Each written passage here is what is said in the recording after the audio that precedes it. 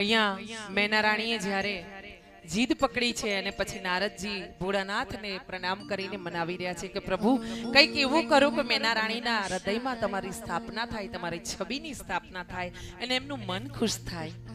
ભોળાનાથે જે પંચમુખ વાળા, ત્રણ નેત્ર વાળા, જેમણે સર્પને ધારણ કર્યા હતા, વીછીઓને ધારણ કર્યા હતા, ને એવા ભોળાનાથે જ્યારે ભસ્મનો શૃંગાર કર્યો હતો અને આ શૃંગારને મેનારાણી સમજી ન શક્યા એટલે ભોળાનાથે પછી પોતે જ પોતાના સ્વરૂપને બદલ્યું છે અને ભગવાને વાઘાંબર ને પિતાંબર ધારણ કરી લીધું છે. વાઘાંબરની જગ્યાએ પોતે કુંડળ ધારણ કર્યા છે, સૂર્ય ને ચંદ્ર રૂપી.